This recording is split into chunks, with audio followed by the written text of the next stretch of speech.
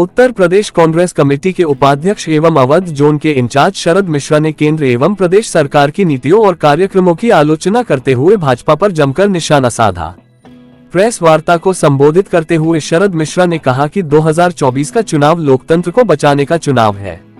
Congress party ने जो घोषणा पत्र जारी किया है वह जनता का घोषणा पत्र है। सीतापुर ऐतिहासिक जिला है, यहाँ की जनता इस बार बीजेपी को उखाड़ कर फेंक देगी। प्रदेश कांग्रेस की प्रवक्ता प्रियंका गुप्ता ने स्थानीय मुद्दों पर कहा कि यहां महिलाओं के लिए डिग्री कॉलेज नहीं है। सीतापुर के रेउसा थाना क्षेत्र में विगत दिनों में जिस तरह छोटी बच्चियों पर जघन्य अपराध हुआ, उससे भाजपा सरकार की कानून व्यवस्था सोती हुई नजर आती है। प्रवक्ता सचिन रावत ने सीतापासी का जिक्र करते हुए कहा कि इतने बड़े महापुरुष के किले की बत्ती गुल है, जिससे यह सिद्ध होता है कि यह सरकार दलित विरोधी है। उन्होंने ट्रॉमा सेंटर और सुहागन डालडा मिल एवं अन्य स्थानीय मुद्दों को लेकर अपनी बातें रखी।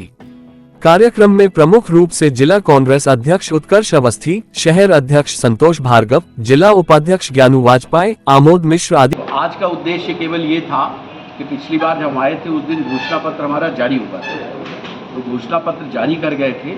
आज उस पर बिंदुवार कुछ बातें जो हैं, जो चर्चा का विषय है, जो चुनाव पे प्रभाव डाल रही है, उन बातों को लेकर के हम आपके बीच आए थे।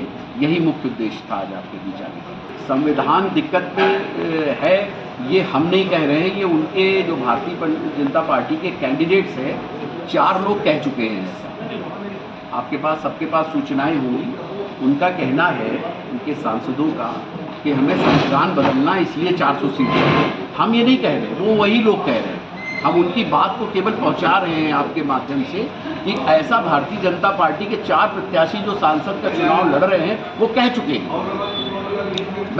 हम लोग का इसमें वक्तव्य केवल उनकी बात को आप तक पहुंचाना है कि वो खुद ही कह रहे हैं हमें संविधान बदलना है इसलिए 400 सीट चाहिए। संशोधन अगर किए तो किस मुद्दे पर करना है उसको स्पष्ट करें।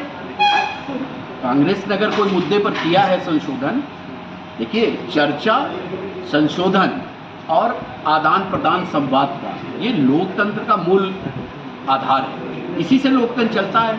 तो अगर आप संशोधन की बात कर रहे हैं तो स्पष्ट करें। यहाँ संशोधन की कोई बात नहीं है। उन्होंने कहा है, चारों सांसदों ने, कि हमें संविधान बदलना है, इसलिए आप हमें 400 सीट दें। और एक बात मैं आपको बता दूं, लोकतंत्र खतरे में है कहते हैं जो हम लोग, उसके पीछे एक एग्जाम्पल आपको दे रहे हैं। अभी चुनाव आयुक्त की नियुक्ति होना थी लोकसभा चुनाव से ठीक पहले, उसमें 3 मेंबर थे। देश के प्रधानमंत्री श्रीमान मोदी जी, देश के मुख्य न्यायाधीश श्रीमान चंद्रचूड़ जी और नेता विरोधी दल अधीर रंजन चौधरी साहब। एक अध्यादेश के माध्यम से सरकार ने चंद्रचूड़ साहब को हटा करके एक कैबिनेट मंत्री को उसमें बदला और वो उनके पार्टी के ही नेता जो मंत्री हैं वो आए। तो निर्णय वही हुआ जो सत्तारूढ़ पार्टी चाहती थी।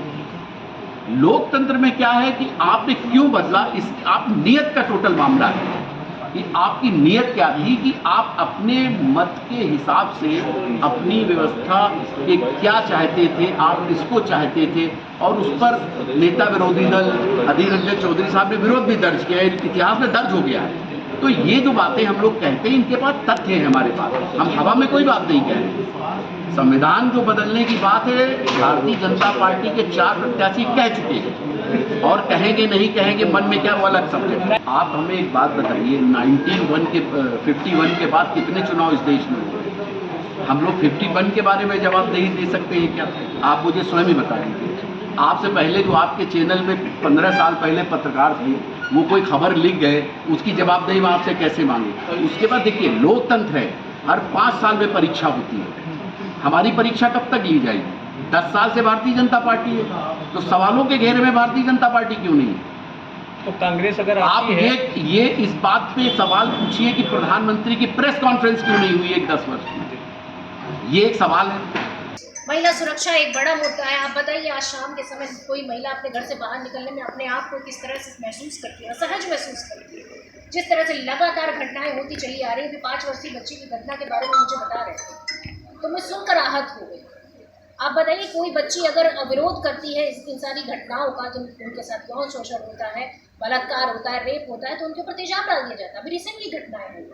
तो मैं पूछना चाहती हूँ, कहाँ है भारतीय जनता पार्टी की महिलाओं के लिए सुरक्षा की नीति? बड़े बड़े वादे, सिर्फ खोखले वादे करें।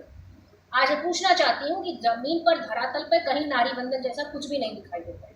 कांग्रेस पार्टी प्रतिबद्ध है महिलाओं को राजनीतिक रूप से सशक्त बनाने के लिए और गरीब महिलाओं को 1 लाख रुपए सालाना देने के लिए। और वो कितनी भी गरीब महिलाएं, कोई डाटा मतलब उस पर ऐसा नहीं है कि हम कुछ चुनिंदा लोगों को देंगे, जितनी भी गरीब महिलाएं हैं हर परिवार को 1 लाख रुपए सालाना। दूसरी चीज़ मैं आपको ये कहना चाहती हूँ कि जिस तरह से आज अग्निवीर एक समस्या बनकर सामने 4 साल की नौकरी, क्या यही देश की सेवा करने का जो है इनाम मिलेगा? जो सैनिक अपनी जान पर खेलने के लिए तैयार है उसको 4 साल की नौकरी। मैं समझती हूँ ये एक सबसे बड़ा मुद्दा है, इस देश के युवाओं का मुद्दा है, और वो अग्निवीर जो है हम पूरी तरीके से परमानेंट करेंगे, हम उनको पूरी तरह से सिक्योर करेंगे ताकि उनकी फैमिली भी ये एहसास करे कि वो देश की सेवा में लगे। बाकी मैं ये सिर्फ इतना कहना चाहूँगी कि जिस तरह से कांग्रेस पार्टी मुद्दों की बात करती है, भारतीय जनता पार्टी मुद्दा भी हो चुकी है। और मैं कहना चाहता हूँ कि यहाँ पर जो हमारी 2 चीनी मिल थी, जिसमें एक चीनी मिल जो कमलापुर की चीनी मिल थी वो भी बंद हो चुकी है, जो मोहाली की चीनी मिल थी वो भी बंद हो चुकी है। तो आखिर ये चीनी मिल जो बंद हुई हैं इसका कारण क्या है? ये भी सरकार की लापरवाही है, क्योंकि गन्ना किसानों का उनका समर्थन मूल्य नहीं मिल पा रहा है। अभी मैं जब भारत जोड़ो न्याय यात्रा में था तो गन्ना किसान जो है वो अपने मूल्य के लिए हम लोगों के पास आए, उन्होंने बात बताई और सरकार दावा करती है कि हम लोगों ने 1600 करोड़ रुपए गन्ना किसानों का भुगतान कर दिया। तो आखिर जो सच्चाई है वो काफ़ी कोसों दूर है। और जो यहाँ पर सबसे बड़ा एक कारण है, मैं ये बताना चाहूँगा कि विश्व में सबसे ज़्यादा जो हमारी प्लाईवुड फैक्ट्री थी, जो विश्व में प्रसिद्ध थी, आज वो बंद पड़ी है। तो आखिर ये लापरवाही जो सरकार के द्वारा की गई है, तो जो हमारे यहाँ का जो युवक है जो इन फैक्ट्रियों में काम कर सकता है, जो हमारे यहाँ के किसान हैं जो इन फैक्ट्रियों में जो मजदूर हैं यहाँ पे काम कर सकते हैं, तो उनको बाहर जा करके काम करना पड़ रहा है, घर छोड़ करके बाहर जाने का काम करना पड़ रहा है। तो मैं समझता हूँ कि ये सरकार की जो मंशा है, ना रोजगार पाने में जो सरकार है वो पूर्णतः असफल है, ना सरकार MSP दे पा रही किसानों को, उनका समर्थन मूल्य नहीं मिल पा रहा है, ना महिलाओं को उनकी सुरक्षा मिल पा रही है।